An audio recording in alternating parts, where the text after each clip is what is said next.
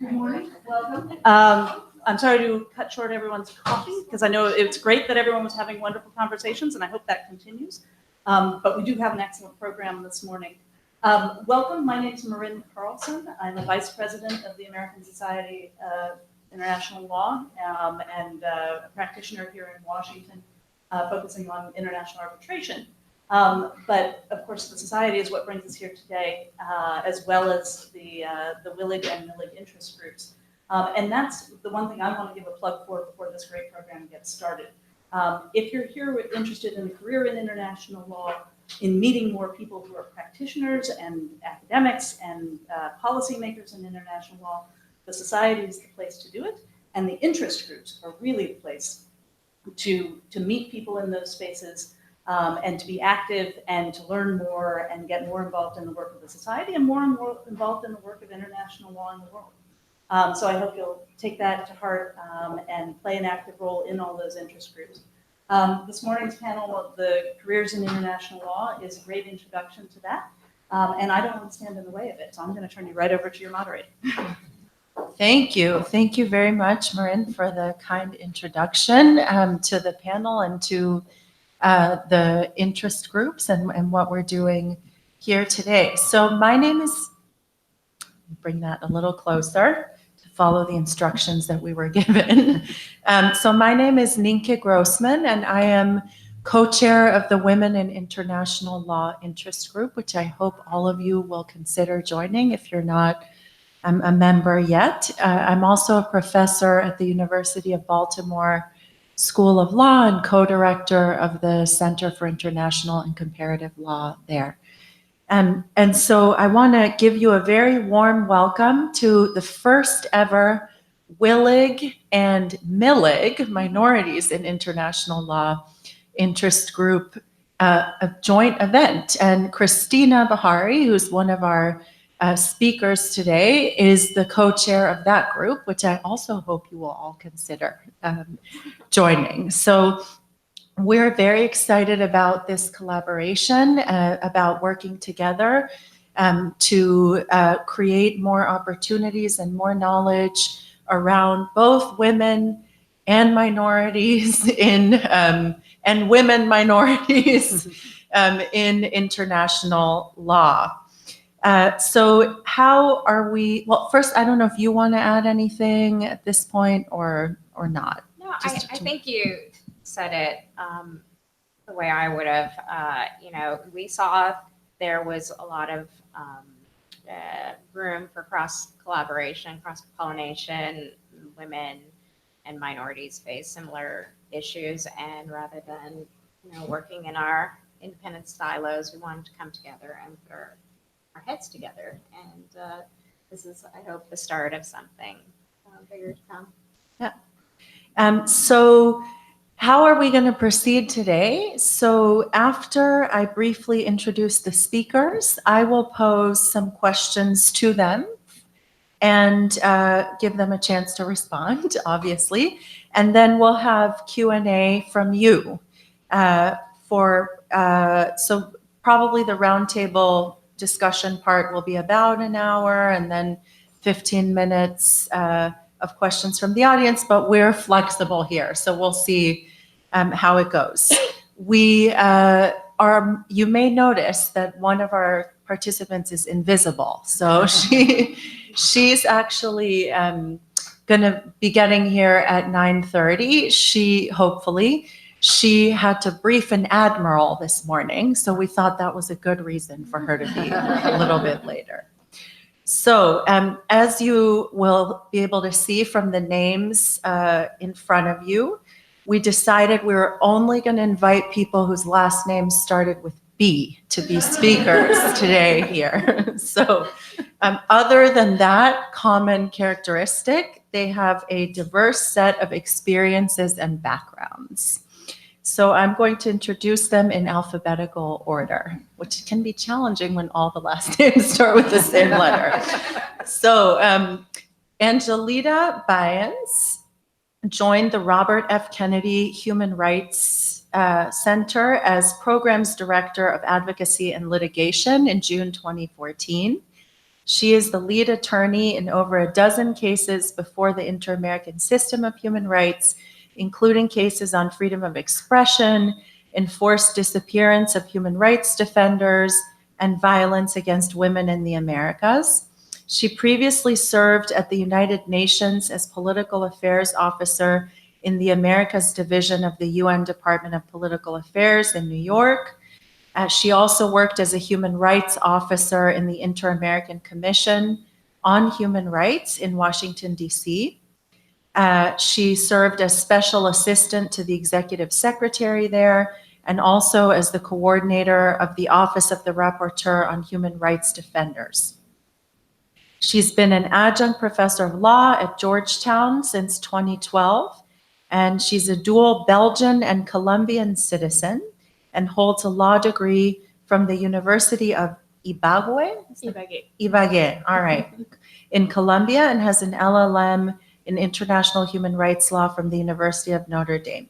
And she's fluent in Spanish, French, and English. So part of the reason I'm giving so much detail is because it's a career event. And so I think it's helpful for you to have some background about what people's backgrounds are. So maybe I'll wait to introduce Ashley because she's not here. So Christina Beharry is counsel in Foley Hoag's International Litigation and Arbitration Department in Washington, D.C. And I'll just throw in that I worked there too many years ago. And I think there's at least one other Foley person or two. Okay, there are both former and present. And one of them is a former co-chair of WILIG as well, Tracy Roosevelt. So Christina focuses on public international law, investor state and commercial arbitration, and trade and investment policy. And she's represented clients in Asia, Central and South America, Europe, North America, in disputes involving various industries, including mining, oil and gas, renewable energy, chemical manufacturing, forestry, healthcare, tobacco, and others. Prior to joining Foley, she participated in the Trade Law Bureau of the Department of Foreign Affairs and International Trade in Ottawa.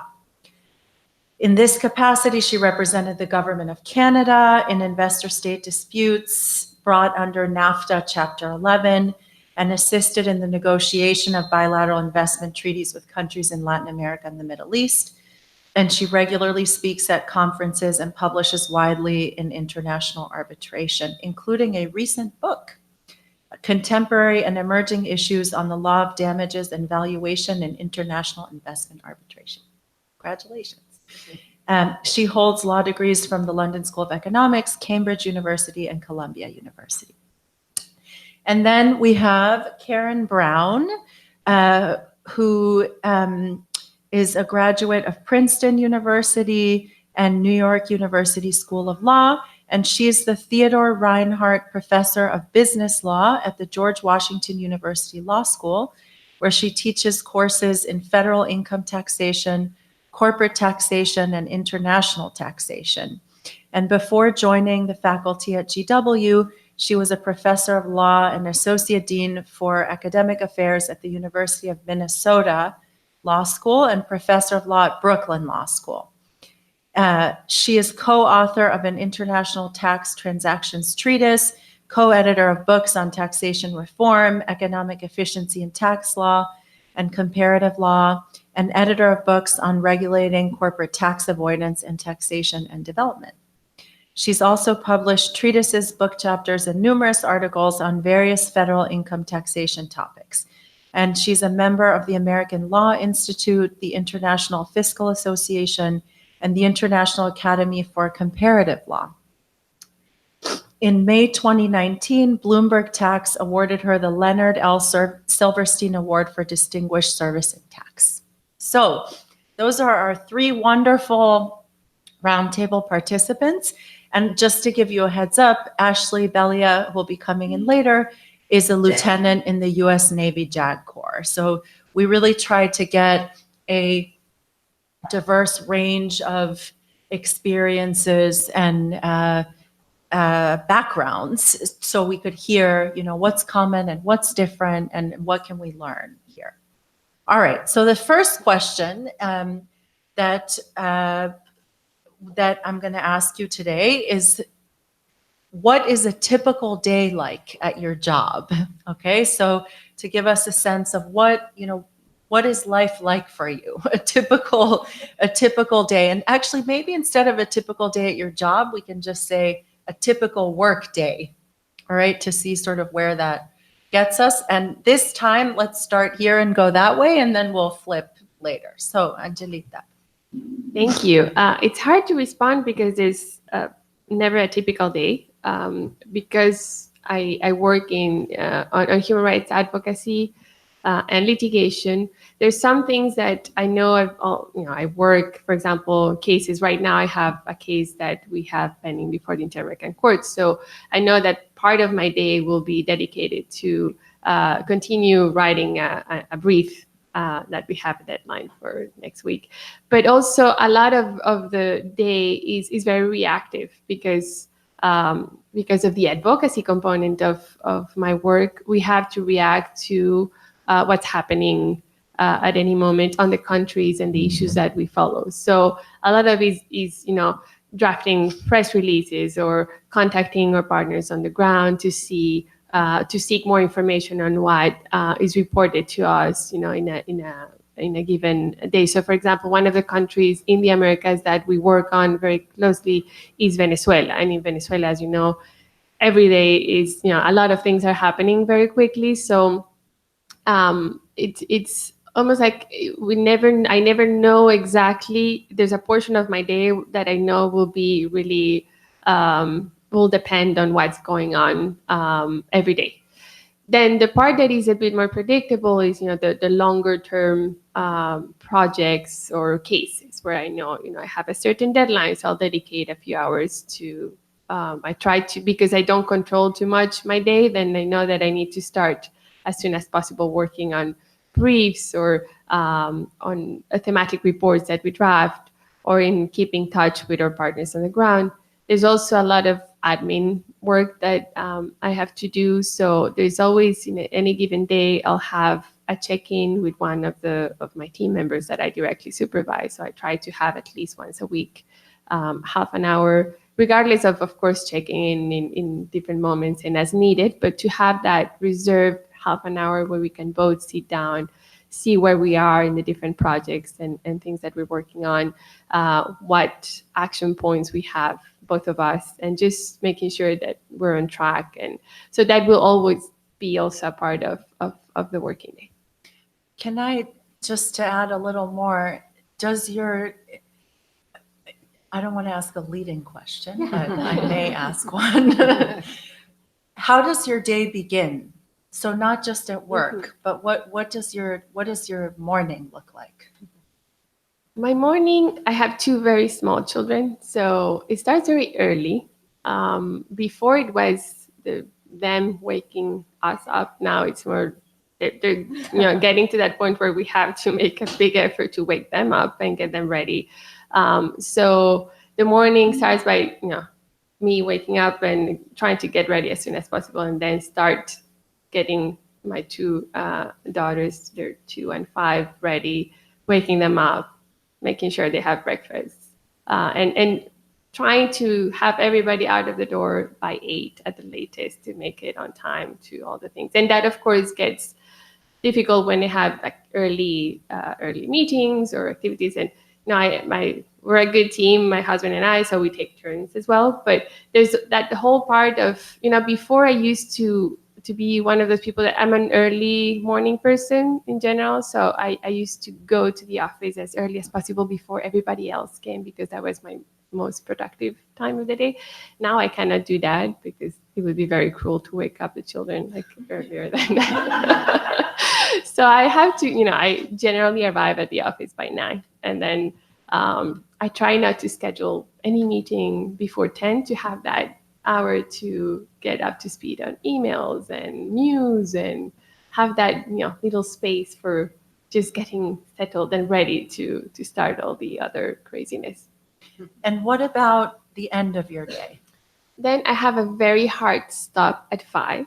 because I have to pick up the girls, and they're in, like, one is at daycare, and the other one is at school. Now this summer it's all different, but so I have to leave in general unless we negotiate. My husband also has like full-time job and has to travel as well. So it's always like juggling and trying a lot of planning. I had never had to plan so much in my life, but now it's all about planning and scheduling and all that. So by 5, I have a very hard stop to pick them up, and then, go home, getting dinner ready, having some time with them, and putting them to bed. And by 8, if I go back and I get to work from home, maybe an hour or 2 or more, depending on what's going on. But I know that there's these 3-hour window that I can, if there's an emergency or something, I'll be, every now and then checking my phone, but I try to be more focused on the girls and just, making sure that they're covered so I can go back to work. Great, thank you. Christina. So the question was, what's your typical day like? Right. It sounds like my typical day is quite similar to yours, Angelita. Like Angelita, there is no typical day. I think you'll hear that said often by people in the field. And there is an element of truth to that. But that by no means that our day is random. I think, I would classify my typical day into 3 types of days. For example, this week is a week spent, for the most part, not here, locked up in my office, reading through a brief, researching, writing, drafting, and my second type of typical week is preparing for a hearing, meeting witnesses, meeting experts, drafting speeches, writing out cross-examination questions. That was the month of June when I was working on a case involving a World Heritage Site in Mauritius. And then my third, I suppose, typical type of day is when I'm doing more external work. So speaking at conferences, doing trainings, networking with other practitioners or experts. That is something that I think many of us in the field often do. So for example, next week I'm participating in a training of government officials at Georgetown. So, and like Angelita, there are points in the day when you need to be responsive. This is litigation, so you're going to have unexpected letters from counsel or from tribunals that will require immediate response. But for the most part, I think our days are pretty predictable and planned out. Yeah. And also to sort of push on pre-work hours and post-work hours. How does that play in? Or Yeah, I think in litigation, perhaps it's harder to have such firm stop and start times. Mhm. I, like Angelita, am in a dual working parent family. And like her, I have 2 relatively small children. I have a 6-year-old daughter and a 2.5-year-old son. And however, they're like their father. They're Spanish, so the day starts later and the night runs a little bit longer than usual. So as a result, that works well for us, though. So perhaps the school start time is sort of the, I guess, the anchor for the morning for us. Our daughter needs to be at school at 8. So there's a lot of tag teaming. We have defined responsibilities. We know who's, going to be with Hugo and who's going to be with Beatrice. Getting them ready, getting them fed, and out the door by 7:45-ish, 7:45. And then it's one fell swoop down Massachusetts Avenue, and everybody has their stops along the way. The end of the day, my husband, fortunately, is able to have a little bit more flexibility at the end of his day to be the one who's primary pickup person. If I can, I will try to leave with them. But, you know, and more often than not, I'm coming home a little bit later. But I try, if I'm not in a hearing, to be at home to at least put them to bed. That's important to me, to spend that time with them, giving them morning rush. So yeah, I think that's a good flavor of our day. Great. Okay, Karen? Good morning, everyone. Is that too loud? I don't want to. Okay, great. I am, I guess, the outlier here because I'm not married. I don't have children. So I feel like I work like 24/7 pretty much. My hours are my own. I don't know if Nienke feels the same way about this, but one of the nice things about being a law professor is that you have more flexibility. So my main commitments are my teaching hours, right? So I have to be at school. You know, I teach usually 2 courses a semester, so I have to be present for those courses. And then how I fit everything else in is, you know, my choice. I don't have children, so I do try to, since I'm getting older and fitness is more important, I have a trainer and I try to work out with my trainer in the mornings, not every morning, 2 to 3 times. And I might do a spin class, you know, a different day. So I try to start out with some exercise, which I would say to all of you young women out here, do that. I mean, if you do anything, is just be sure you take care of yourself. Get your sleep, which I don't do. So I can't say I follow my own instructions, but get your rest. Eat properly and fit in, you know, they say if you just do 15 minutes twice a day, you can probably fit that in, or a half an hour. And I think it really is going to help you. I wish I'd given myself that advice and taken it when I was younger. So I do try to do that in the morning. If I don't do exercise in the morning, I don't get it done. So I do try to do it in the morning. And then I get to school. It depends on when I usually teach a morning class and an afternoon class. So I will get to school. I have a really horrible commute right now. I live in Silver Spring, and Rock Creek Park is partially closed. So it was a nightmare a year ago, and now it's a little better, but it's still horrible. So I've been thinking about, you know, metroing in, but then the metro is closed down, and I don't want to get off, take a bus, and get to the next stop. So it's just really a problem. So I have to work on that. But I drive in, park, you know, right across the street from the school, and then I go in. I prepare for class, either do it the night before if I have a morning class, or, you know, save some preparation for the morning. I teach. I have office hours. Students come to me for a lot of things. For example, we have a law women, or women in the law association. So they may have a luncheon, and they may have some of the women professors come, and they did something like a speed luncheon where, you know, you'd be at a table and a group of maybe 4 or 5 women would come and talk to you about, you know, what your practice was like, and switch around. So I might do something like that. I have students who come to me. I do tax, as Nienke said, and I am advisor for the Tax Law Society. So I'm the person that the Career Center sends kids who are interested in tax to. So I talk to them, I contact people, I network, I write letters of recommendation. You know, I do all that kind of stuff to help the students, because obviously in this job market, things are tight, and anything, you know, if you can get one student a job, it makes a big difference. So I do try to focus on that. And then of course we're expected to also produce scholarship.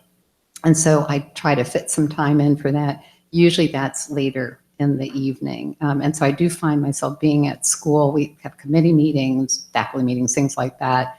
And I do find myself being there till 8 or 9 at night. That's why I probably wouldn't exercise in the evening if I didn't do it in the morning. And so it's a long day, but it's a good day. You know, I'm doing what I love to do.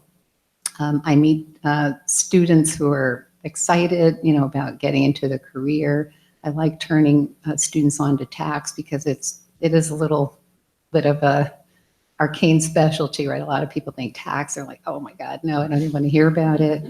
But then students find out it has a connection to just about everything they do in their life or in practice. And so it kind of sinks in eventually.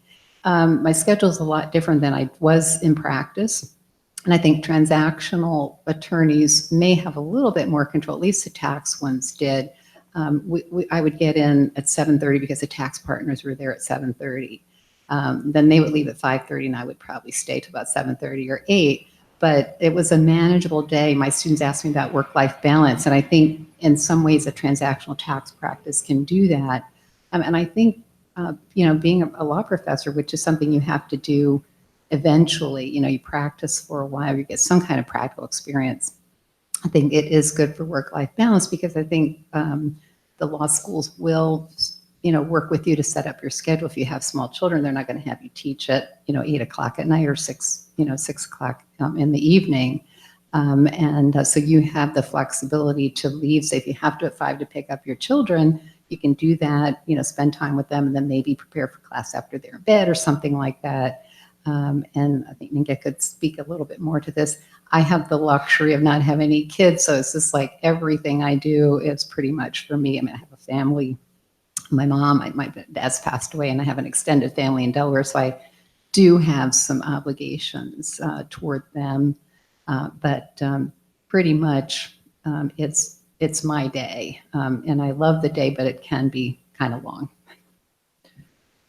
Yeah, so it's interesting. I think that the extent to which schools are flexible with parents of young children really depends on the school. So I've certainly heard about schools where they work with you on your schedule and schools where they don't. Okay. So I think it can vary. It's interesting also, I also was in practice before and then moved to academia. And I think that there is certainly a lot more flexibility in terms of control over your life and what you want to do. And actually, I thought also it was important to have an academic perspective at the table because a lot of times people don't think about that as an option, and especially women and people of color, we need more. So in academia, so just to sort of, sometimes people just don't think about that. And so just to throw that out there as something for people to keep in their minds as a place where you can end up. So, and also I'll just throw in, I empathize about the commute because I live here and I work in Baltimore, so I know what that's like.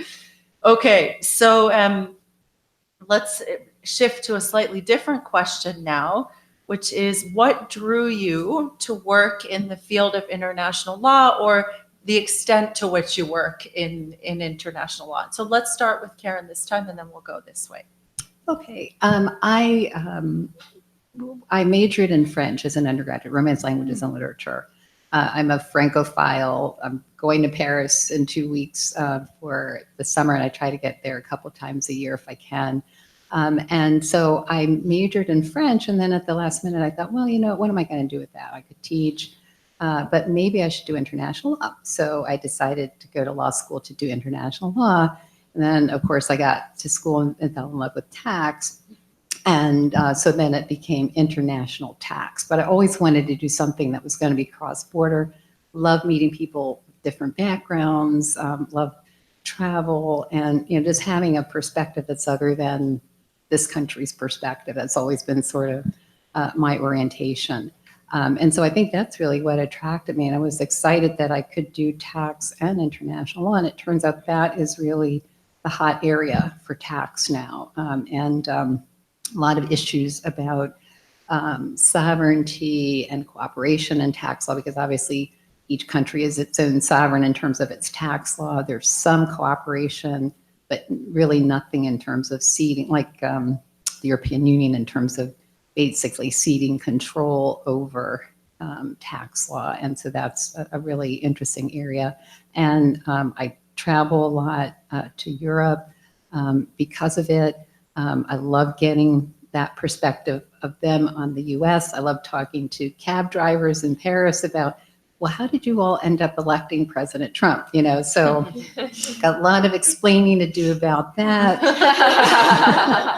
because they averted the same kind of crisis when they were able to elect Macron. I know it's still, it's a little shaky there, but that I think what attracted me was the language and the ability to use the language. It turns out French, you know, people say, well, Spanish obviously is very important too, but French is still an international language, and there are organizations that their official languages are French and English, and so I found that helpful, and that just, again, makes my life more interesting and exciting.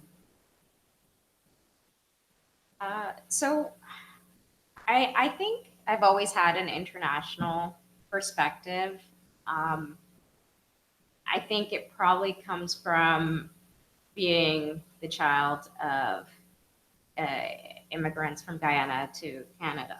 So I always had a wider conception of self-identity and the world around me. I knew it was larger than just Canada. And that carried through, I think, way through school, high school, university. But I really became interested in international law when I arrived at the London School of Economics, and I took my first international law course with then Professor Greenwood. And it was just really inspiring. He was teaching us the theory, but he also came to class with real life examples. At the time, he was working on the Pinochet case. So it was awe-inspiring to learn about the theory of an immunity and see it in practice. What I really like about international law is I think it draws on disciplines and concepts that are pulled from domestic law. So I had an interest in administrative law, the law of obligations, and constitutional law, as well as wider interests in politics and history and economics. And I think it's a nice marriage of these various fields. And despite its long established roots, there really is scope to make a substantive contribution to the area. These are issues of national importance often. You're working on cases that can, redraw the lines on maps, and that has a real impact on the development of some countries when they're able to reclaim their patrimony. So it's really it's an honor, and it's an intellectually rigorous field. So that's what keeps me here, despite the demands of the job. In my case, it's also similarly, I come from a family where, my father is Belgian, my mother is Colombian. I was born in Belgium, lived in Belgium, but then we moved to Colombia, lived in Colombia, went back to Belgium, went back to Colombia. So I was never fully, I've always felt very Colombian, very Belgian, but not fully Colombian, not fully Belgian. So I always had that dichotomy in myself and my identity. So I never, when I was thinking about what I would study and where I wanted to work, I didn't want to be restricted to one specific place. So I went to law, and I was very into criminal law. That was the main specialty of the law school I went to in Colombia. And there was one professor who told me, if you're interested in international affairs, I don't think this is the career you should have. Like you shouldn't have gone to law school, which was very puzzling. This was first year of law school. I'm like, no, I don't agree. There's so much, and I didn't know much about international law then, but I knew that there was a whole world for me to learn from. And so I continued, but mainly thinking about criminal law, and I really wanted to. I was very interested in international criminal law, and so. But every move I was doing, during law school, one of the things I did, I asked one of my professors who was a judge to see if I could clerk for him while I was in law school, for free. But I really wanted to, work and start gaining some practical experience. And he actually said yes. He was the scariest professor of the law school. And it was a little bit of a challenge for me to be able to work with him because I wanted to be challenged by him because he was so scary. But he was also a great professor. And then I ended up in Colombia. There's, you go to law school, it's a bit different from here because you go, there's not the division between college and then, law school. You basically have to choose after high school what you want to study and do 5 or 6 years depending on what career you are in. So I went, I started law school when I was 17. I was very, very young. One of the requirements to get the law degree is also to do, or back then was to work for a year as a clerk. And I did that in the criminal chamber of the Supreme Court of Justice in Colombia. So I really had like the criminal law background, and it seemed like that was going to be my destiny in a way. But I didn't really, that helped me. I learned a lot, but I wasn't really seeing myself working in the judiciary. And I found by accident, and back then also there were very limited offerings of like human rights courses. I had it during my international law class. We had a couple of weeks that were dedicated to international human rights law, and then in the class on constitutional law, we had also a bit of a component on that, but that was basically it. So when I was doing the clerkship, I found these, I started looking for more. I wanted to learn more about international human rights law, and I found these amazing course that was a 3-week course in Europe, 1 week in Leuven in Belgium, 1 week in Strasbourg, and 1 week in The Hague. And it had, it was both substantive, but also a bit of like practical and visiting some of the international tribunals and all that. So it was a very good introduction for somebody that was, interested in international law, and especially international human rights law. And after doing that course, I confirmed that I really wanted to work in international human rights law. And so the next step was to gain more substantive knowledge. And that's why I ended up coming to the US, to the University of Notre Dame, to the LLM, because I felt like I really needed that extra push to be able to start working in this field.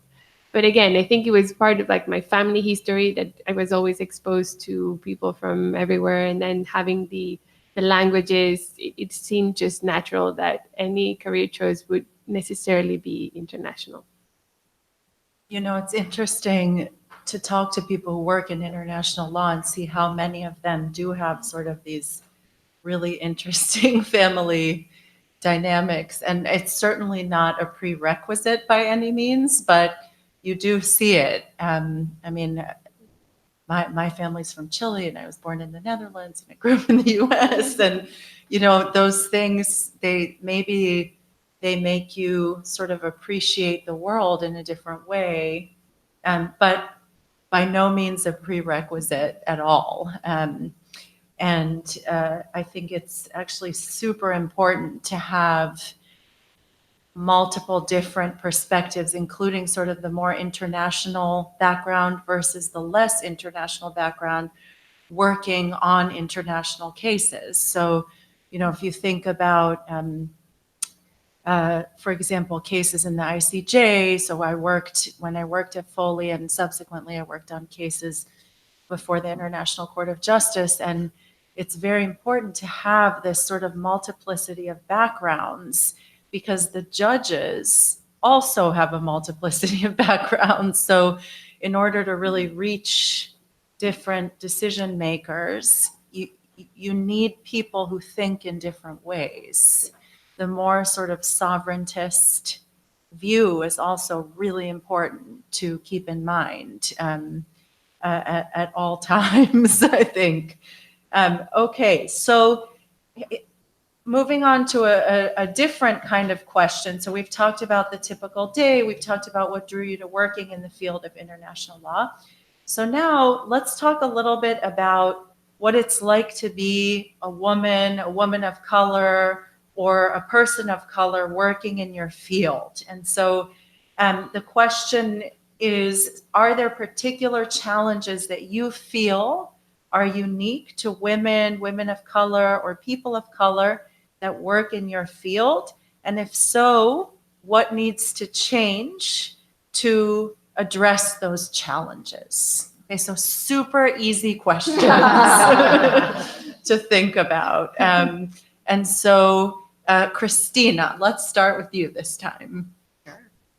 So, as I guess a disclaimer, I'm on my firm's diversity committee. So I've been thinking about these issues for at least 4 years now. And it's a huge question. I think while minorities and women do face similar issues, I think their experiences may be different, and they may face challenges at different points in their career. And as you point out, sometimes people fit both categories, like myself. So starting first from the perspective of a woman, I think that in law school, most schools have pretty equal numbers of men and women in their law school class. In fact, in some law schools, there are more women. And I think that is reflected as well in the first year entry class in law firms. So I think recruitment is perhaps less of an issue for women.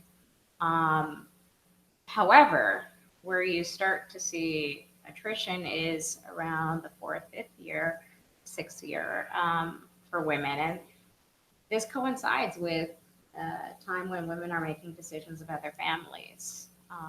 And, you know, I think law firms are trying to be responsive by creating policies that help working moms and parents, because it's not just a woman's issue of being a parent. Although for the most part in practice, the family responsibilities tend to fall on women. So now there's extended leave. I think 18 weeks is now becoming much more standard across law firms. Flexible time, part-time, working remotely. These are all initiatives aimed to keep women in practice, but it goes further than that. And I'll touch upon the issues of, I think, retention and promotion when I move on to perhaps the minority perspective. So moving on to that now. For minorities, I think that law firms are not very good. They don't in representing society at large. If you walk into any law firm, despite the best efforts, I think, and well-intentioned of firms, there is a problem with recruitment. And how does that happen? I think it's particularly for international law, it's a small field. It's generally perceived as a clubby field, and to some extent that's true. So it's a question of, I think, exposure to the field and about networks. I think that there's progress that I've seen over the last decade through greater transparency and access to opportunities through courses at law schools, moots, and most importantly, internships. Internships can really open a lot of doors in terms of your network and seeing what opportunities are there after your internship. So let's talk a little bit now about retention. So part, I think, of the problem is having access when you're within a firm to different opportunities to build skill sets and to really showcase what you're able to do. and also having opportunities to work on different cases that gives you a chance to broaden and deepen some of your areas of expertise. These are all important things that I think firms are starting to try to address through, for example, having somebody who coordinates assignments to make sure that people have opportunities to work on similarly needy assignments. Making sure that there are benchmarks that people know that they should be meeting. And if they're not, that you empower them to advocate for themselves to get these opportunities. But a very strong component in retention and advancement, I think, is having a strong set of mentors and sponsors. And for those of you who don't really know the difference, mentors are those who can provide career advice. They may be people within your firm, they may be people outside your firm, and they may even be your peers. But they're there to give you advice. They're your board of advisors. Sponsors, on the other hand, are people who are empowered to be your advocates within your firm, to put you forward when it comes to time for promotions and for advancement opportunities. And that's where I struggle a little bit, is how do you foster that kind of relationship, which is often organic. People naturally gravitate towards people who share similar characteristics as you do, whether it's the same schools or same upbringing, whatever it is, even on the surface, people who look like you. These are all components of how these relationships really develop. And I think that's something that we all really struggle with, trying to address in law firms. Okay, Karen? Yeah, that's really, it's like where to begin on Right. this. My own personal experience has been good and bad things. My very first job at a law school was with the Department of Justice in the Tax Division, and which actually had been sued before I got there by Black attorneys. When I got to my section, which was the civil trial section, Northern Region, I was assigned a mentor. And so I think the point made about mentors is really important. A woman, more senior trial attorney who was fabulous. We've remained friends today. She's retired from justice, and I went on to do other things. But that really helped me. And I have to say that I thought the atmosphere at justice was, if you're here to litigate and do your cases, we don't care, who you look like, whether you have a Y chromosome, we don't care, just go do it. And so that was really a really good kind of beginning for me. In practice, I did meet attorneys who weren't expecting to see me. I'd go into the middle of the country, weren't expecting to see me, patronizing, etc. And so that was a little tough. The International Fiscal Association that Nienke mentioned that I belong to is a heavily male, no people of color organization. So that's been a challenge trying to make inroads, but they actually are trying. I think there's a lot more awareness now. And so they're actually trying, thinking about where do they hold their conferences so that there'd be more of a likelihood that people of color would come and women. And so I think that's really been helpful. So I've seen an openness and a willingness to change. At the law school, it's interesting. Law schools can be better, they can be worse. As I mentioned, the sort of clubby, the relationship part of it is really important in law schools. And I've been at 3 different law schools, and I've noticed the unconscious bias happening a lot. And so we just started a diversity council at GW, and we're hoping that that will help on a number of scores, women, people of color, et cetera. But, you know, I'm just not sure about that. I mean, for example, unconscious bias, just an example, this is a young woman who apparently was a lesbian, but never, you know, never actually spoken, was reacted to, I thought, in a different way than she would have been if she had been obviously heterosexual, right? And so one of the things you do when you're at these, in these organizations is you have to teach people what's going on. And so actually, I was actually surprised, obviously in DC, discriminating against somebody on the basis of their sexual orientation is not allowed, right? It shouldn't be allowed anywhere, but it's particularly not allowed in DC. So you could say that, or you could say, look, this is what's happening. This person is going to be a super teacher. This person has great scholarship. What is it? Why is it that you're not, you know, opening up to this person and seeing this person as being a great addition to the faculty? And luckily there are people at that GW, at these schools, that when you point it out to them, then they're like, you know, a light bulb. Okay, so she's not wearing makeup, and she's not wearing a skirt, and she's not wearing earrings. And so there is an unconscious reaction to that.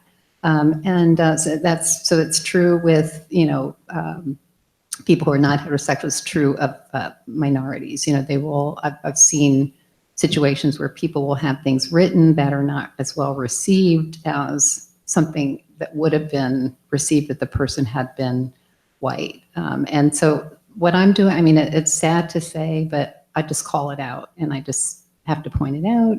It's hard, but somebody has to do it, and I feel like that's part of my job. I got in, so I think that my job is to make people aware of what's going on. And we do have the Diversity Council. I'm concerned that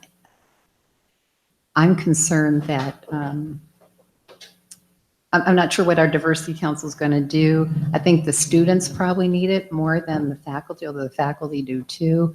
And so one of the things I'm hoping, I'm a member of the Diversity Council that hasn't actually moved forward yet, but I'm hoping that we can implement some policies, or at least have some teaching sessions, as you mentioned, teaching people what's going on and helping them to, you know, move forward in a progressive way. That's sort of what I'm hoping for. So I'm not saying it's all discouraging, but it's hard out there. It's still a struggle. So thank you. So thank you very much. You know, I think one of the interesting things, sort of as you gain experience and time in the profession, is, and also sort of in what ways you can call things out at different points in your career. So, for example, I remember very early on, you know, you could sort of ask innocent questions about things because you were still young enough to ask them and to be sort of considered not having an agenda. So, oh, you know, do you think there might be any great women who could be on the team, you know, as oral advocates? You could ask those questions at a certain stage in your career, like the first 2 years. But then, you know, then you get to the point where you're trying to become full professor, or you're trying to become partner, or you're trying to get promoted. And sort of the kinds of questions and the way you raise things changes a little bit. And then once you're full professor, once you've been there, then it sort of changes again. And so I think one of the challenges, and maybe that's my own sort of conservative approach to things in some ways, but figuring out what space you have to challenge and what ways you can challenge is, I think, a struggle that, you know, we face. I mean, I remember, you know, there have been a few times where, you know, somebody asks me to get coffee and not my male colleague, or and you sort of have to figure out, well, how do I deal with this situation? Or where someone thinks you're not a professor when you're getting a book in the library, or things like that. And so I think that can be challenging to deal with, and you don't want to sort of become bitter about it. You want to help educate and change, and you also don't want to be labeled as like the person who's always doing that. So I think it's tough. And anyway, I don't think anything I'm saying is not obvious in some ways, but it's a challenge, and I think it's important to be thoughtful about it and to try to find, if you can, other people on the faculty or at your firm that you can, talk to. Well, this happened, how can I react? And sort of to get that context can make the difference between being a successful advocate and having a future in a place and not. So I'll just throw that out there, something to think about. I also want to welcome Ashley Belyea, and I know that we're so happy to have you, even if it's a little later in the day. You have a great excuse for coming later. So Ashley is actually a member of the WILIG steering committee, which is a group of 12 people who are involved in sort of helping to make WILIG a great place to be and doing great things.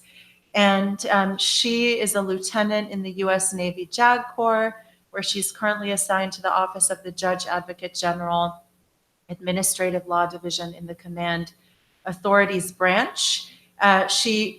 I believe she served on a ship for 12 months or more. Assigned to a carrier for 2 years as part of the carrier ship group staff. Okay, so 2 years. And we had an exchange about how she didn't ever have to choose what she had to wear when she was on the ship, which actually I think must have been like a wonderful and freeing experience. And she has also published a book chapter on conduct unbecoming, prosecuting sexual assault in the military. And another piece was Thinking Outside the Blog, Women's Voices and a New Generation of Communications Technology. She earned a bachelor's from UVA in Russian Studies, a master's from Fletcher, and a JD from Harvard Law School. And so I just want to welcome you to the panel also. So right now we are talking about sort of challenges unique to women or minorities or women of color or people of color in your field. So maybe you could tell us a little bit about that, just to get us started with you. Good morning, everyone. And you can pull the mic so that we can hear you. Thank you. Thanks. Good morning, everybody. My apologies for being late. The first question that was on there was, what's a typical day like? And by way of apology and explanation, there isn't really one within the JAG Corps, as with most careers, and my apologies that kept me from you for the first part of the panel today. So part of what attracted me to the JAG Corps actually was knowing that I would always be receiving the same pay as my male colleagues who had been in for the same amount of time. That's not to say that every day is easy or that, in all interactions, gender is a non-issue, but that was important to me, and I like that. The other positive thing in many ways is that you wear your experience. So on the ship, I wore coveralls and steel-toed boots with just my rank and my mill rind, it's called. It says I'm a JAG.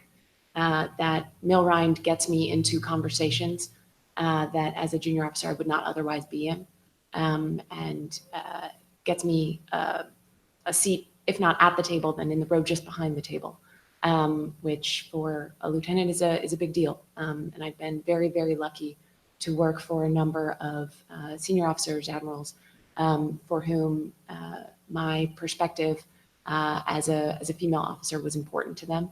And who were excited to see me succeed as a junior officer that they thought had promise. That's a lot of great experience. And now I wear a uniform called khakis, which is our kind of office uniform, and I put ribbons on every day that say where I've been and what I've done. And so I wear a ribbon that says that I spent 2 years assigned to a ship. And folks that know which ship I was on know that we spent a lot of time underway and did a lot of interesting things. And so you don't have to explain that every time. People look at you and they know what you've done. And regardless of gender, and several of my male colleagues who are the same rank and haven't had that experience, I know that as the eye scans and people are looking to compare notes about time service at sea, they know that I'm going to know what that means and that my other colleagues maybe don't yet. So that's powerful. That said, within the Navy, there are, I think it's 18% of the officers are female, and it's about the same percentage for our enlisted personnel. And that means that frequently there are far fewer women in the room than there are men, and that a lot of our communities are opening to women for the first time or in new ways and at increased numbers. So within my first tour, I had the opportunity to spend some time on a submarine that had no female crew members assigned. And that is it's a unique challenge to work with people who've spent, through no fault of their own, their entire professional careers without working with women ever. You get to help them understand things in new ways every day. To say nothing of getting to flip a sign over on the bathroom every time you use it. So yeah, unique challenges based on just the demographic nature of the organization, and that a lot of the times where you're interacting directly with international law, you are in a deployed environment. And deploying can pose particular challenges to female members, who in many cases are the primary caregivers for their children, if not single parents, in which case they are faced with some particularly challenging logistical questions for deployment that can require giving over legal custody of their children to another person, to a parent.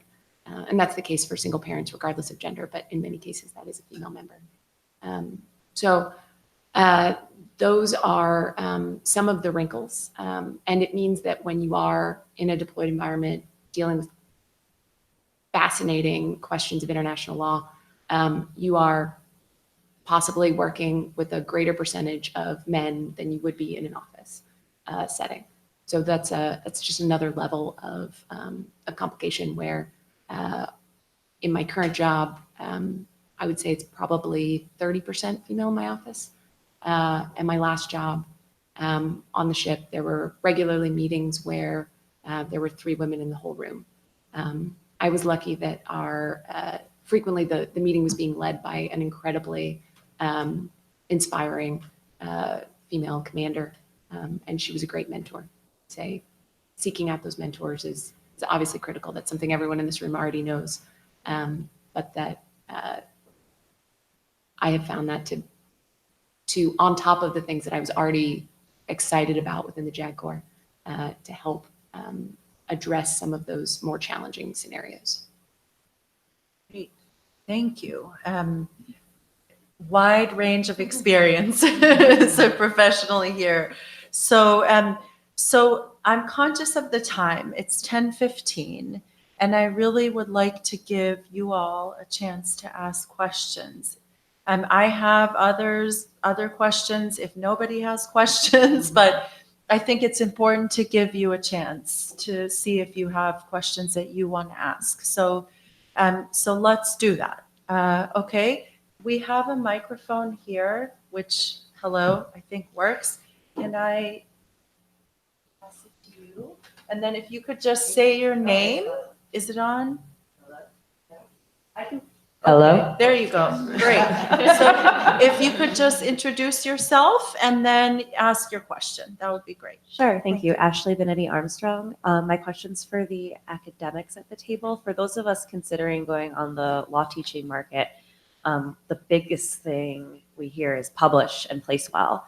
So I'm wondering either what's the best advice you've received in terms of producing scholarship, or the best advice you have to give. And it's such a broad thing. It can be like how to avoid or deal with burnout, how to write something that's going to publish and actually place in a good law journal. How do you come up with ideas? How do you carve out time? Sorry, it's broad.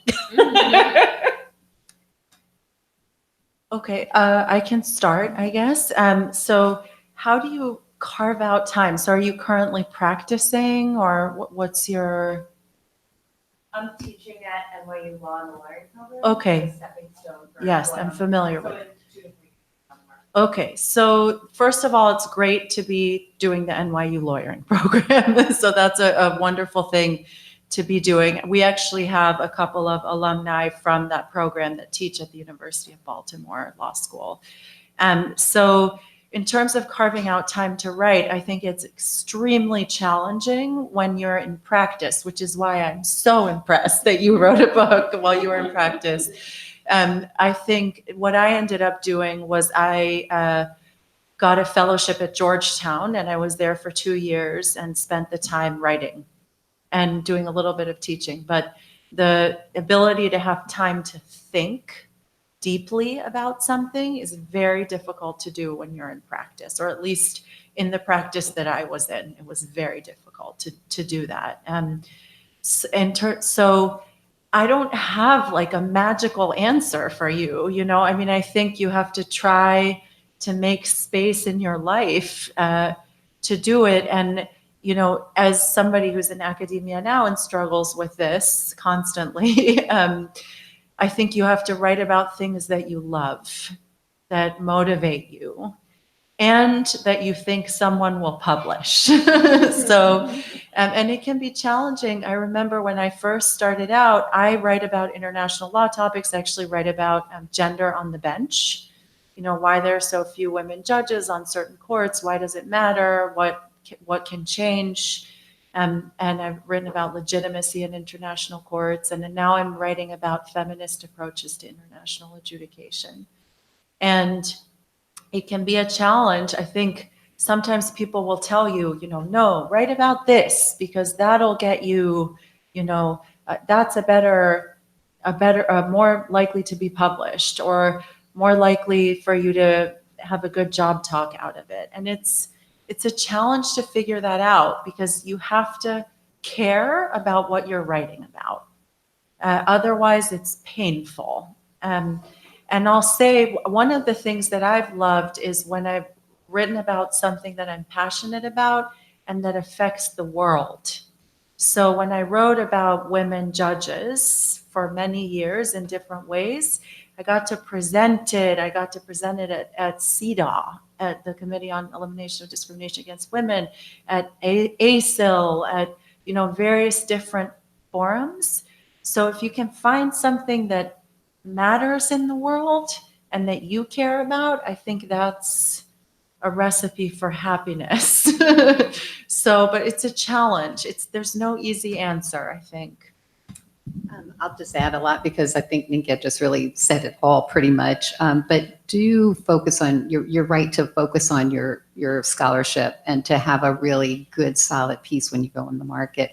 Some schools have a 1-year, you know, VAP program, or visiting assistant professor. But you've got, are you just starting the NYU program? Just sorry, but I also did a fellowship in first. Oh, okay, okay. So were you going to do that for 2 years, or say 2 to 3 years at NYU? Yeah. So you may find time, you know, there, like if you block off a chunk of time in the summer to do that, but really do focus on that.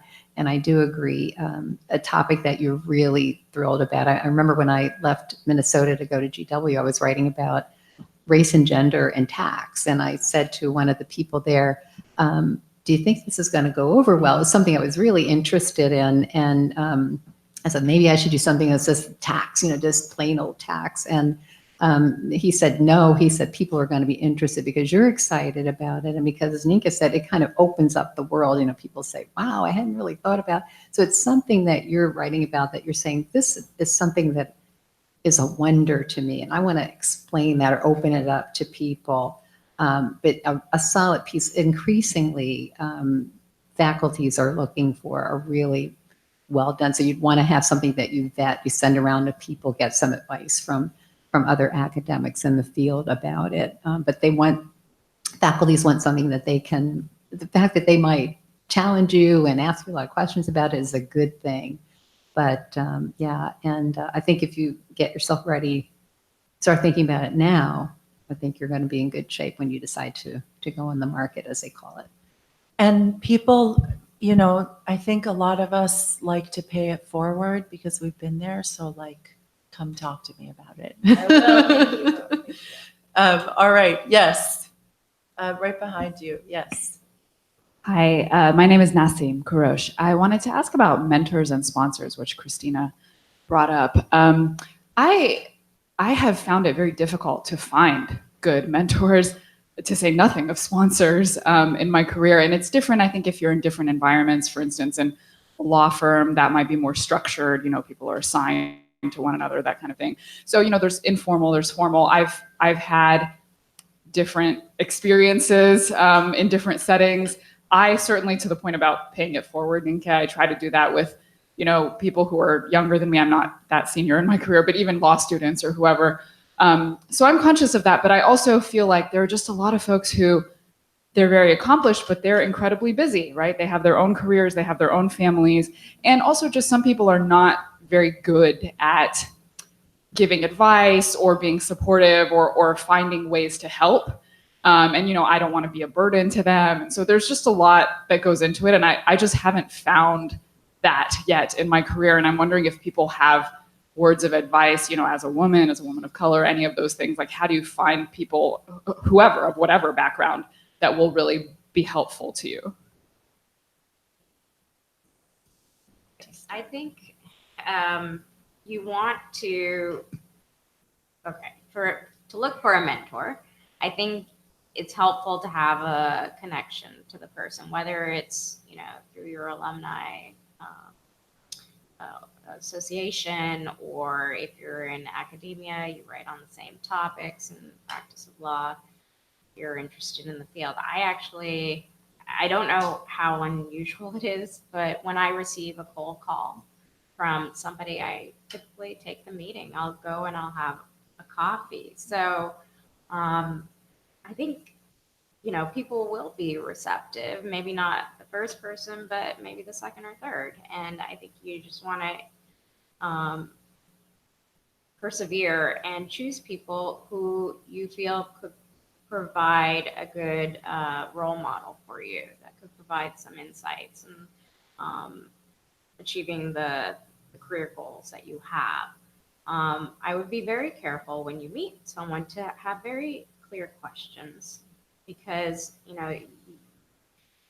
they're meeting you and they're carving a part of their day out to meet with you to answer your questions. So whether it's somebody who's you cold called or someone just use the time productively.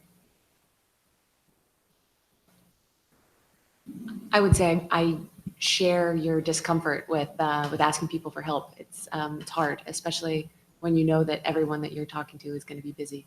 I have been getting better at that, and within I would say the last 6 to 8 months, have had a couple of the very concrete conversations where I was really surprised. I went in with a couple of very specific questions and had kind of an idea of a bit of help that I would have hoped for from that person, but didn't feel comfortable directly asking for.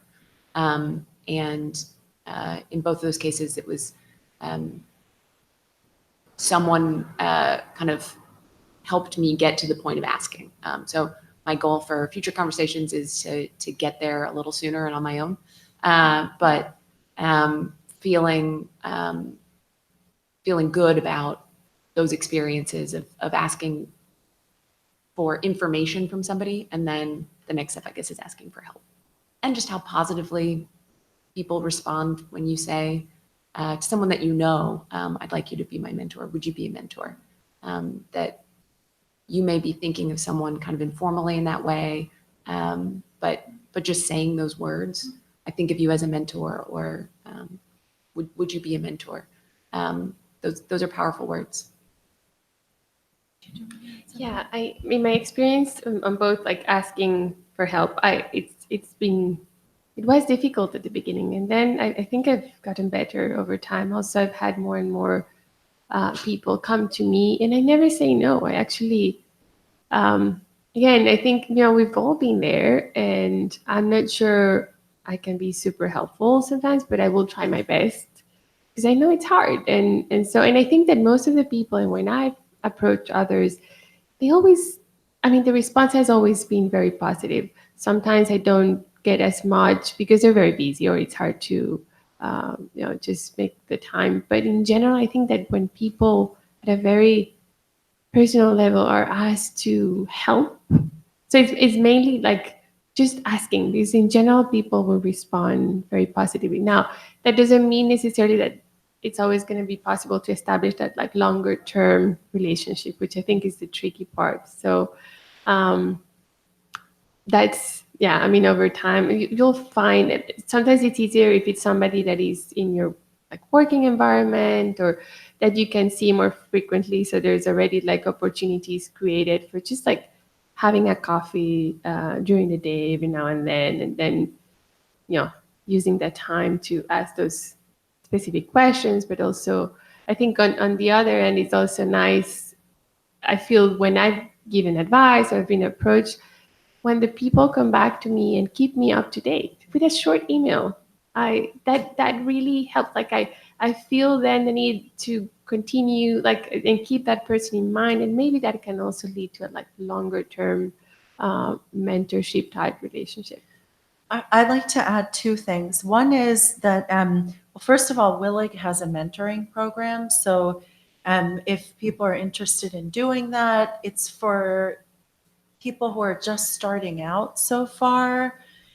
So the first, I think, 3 years. And then we're always looking for mentors and mentees. You can go on the ASIL website or Google, WILIG mentoring program, and it'll give you the website. So I'll just throw that out there. But I have to say, I have never asked somebody directly, will you be my mentor? The way that I've done it, and I think it's hard, but it's to say, I'm really interested in what you're doing. Could I meet you for coffee or meet you where's convenient for you to learn a little bit more about, how you got where you are? Or so it's more like, I think it begins as sort of a more informal interaction.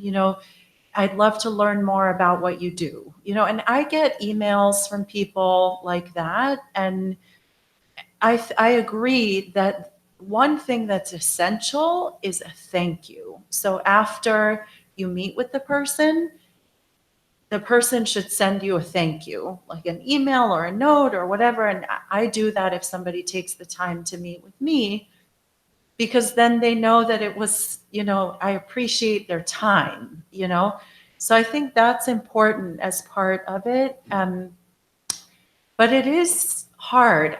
I think for me, the sort of more informal approach has been better. So, I heard you, I'd love to meet with you to learn more about what you do. Is there any chance I could meet you wherever's convenient, whenever's convenient for you, And then over time, send them an update. Oh, let me tell you what I've been up to lately.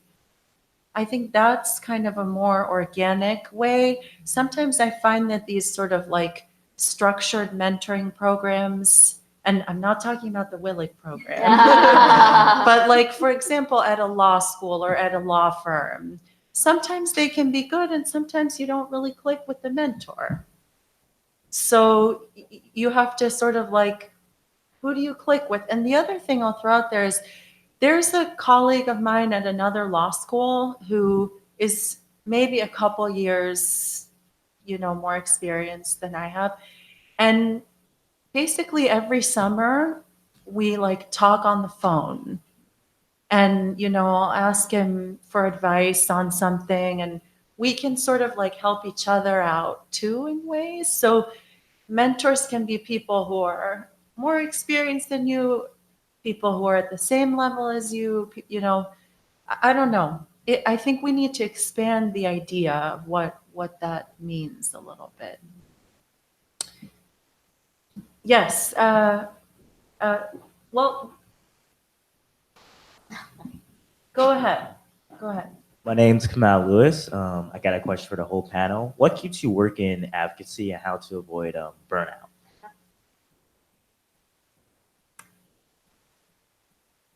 Who wants to start? Just a quick response is to take care of yourself, right? So be sure you take vacation. The Europeans take a month in August, and that's sensible. And other times, so just be sure you take a vacation. And as I was saying before, exercise and sleep and eating right I think is going to help you. And then the psychic stuff is, it's kind of individual. That is like, maybe you're tired of a certain dynamic that's going on. I think sometimes getting away from the situation can help quite a bit to keep you from burning out. You get a perspective if you go away and you say, well, maybe it wasn't as bad as I thought, or maybe there's a way to deal with this kind of situation or these people, I think could be helpful. I'd say for me, it's mission and team, that knowing that the hours that I'm putting in are for a mission that I care about helps when you're on hour 18 of day 42 in a row. That matters. But it's also knowing your team and that there are people taking care of you and that you've got a role in taking care of other people. I find that helps me feel like I've got a reason to be there, and that there's people who have my back. But 100% agree that you can't keep all of the reasons in the world won't sustain you forever. You've got to take care of yourself and know yourself and what that means. And I would say, when you're recognizing signs of, being tired or unmotivated, or that you not wait too much to actually stop and if you can, it's not always possible, but if you can, like take an afternoon off or do something else or talk to somebody, just like before it gets too bad. And I think also as supervisors, once you become a supervisor, be very attentive to signs in your team of like somebody being very tired or easily frustrated. And I of course, it depends on the working environment. And I have the privilege of working in an organization where we're very flexible. And when I see the team like that has been working on something, a case, or very tired, and it's like, why don't you take a day off?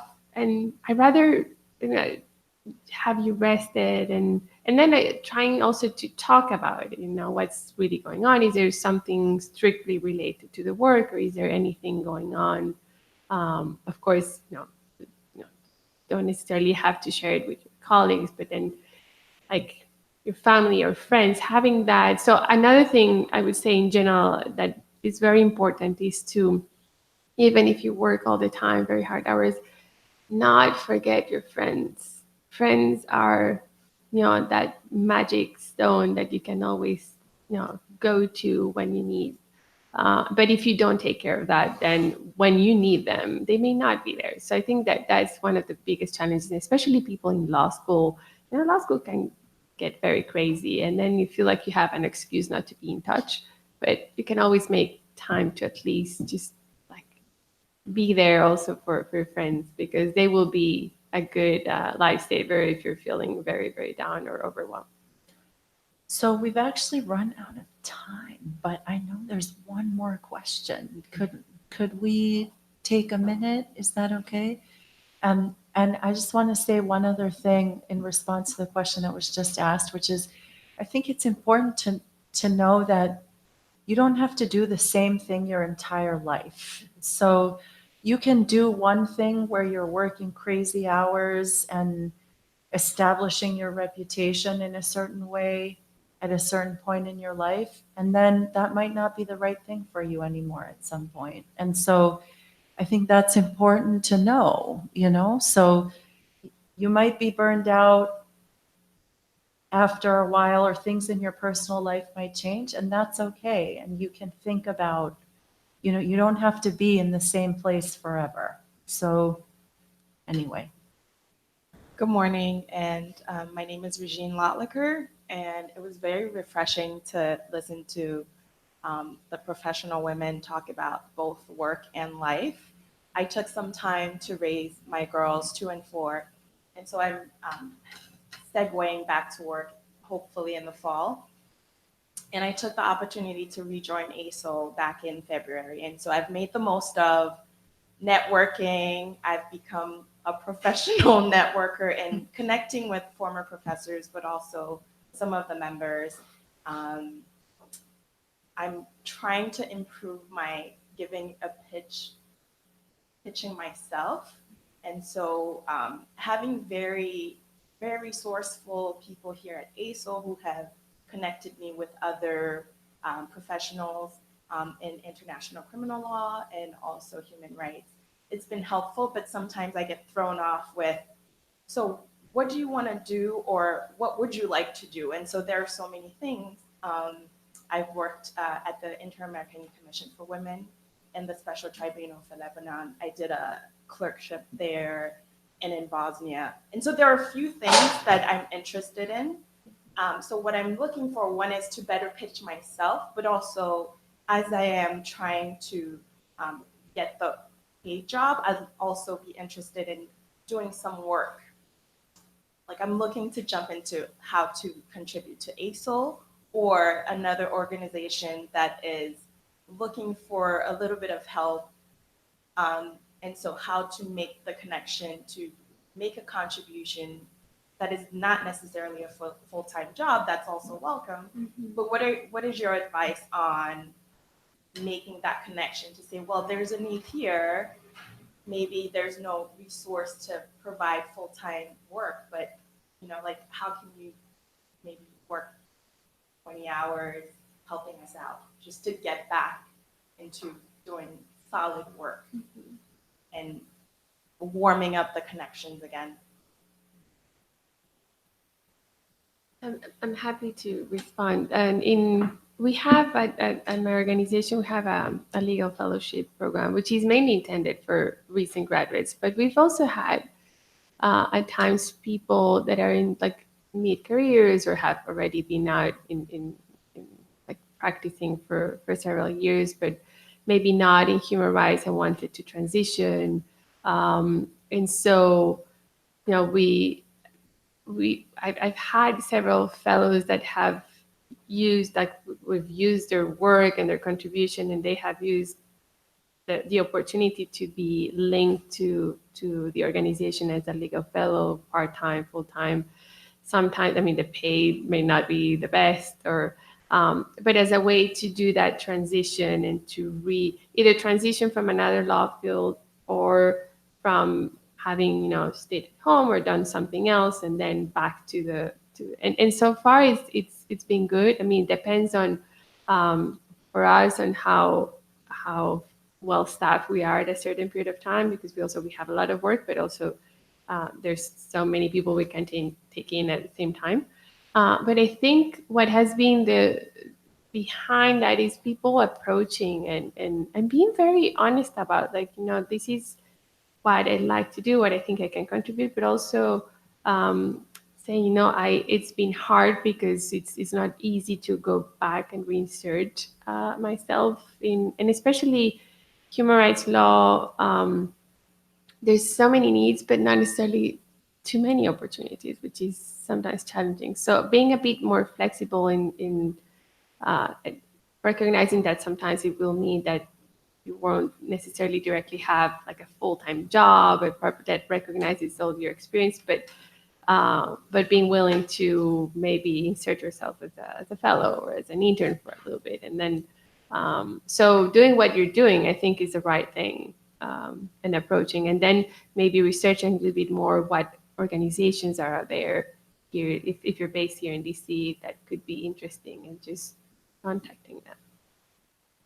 Okay, well, thank you very much, all of you, for coming today, and thank you very much to the Roundtable participants for being here and sharing your insights. I'd also like to thank the ASIL staff. We see Ben and Wes in the back here for supporting and encouraging this event, and to Jimmy for helping us record it.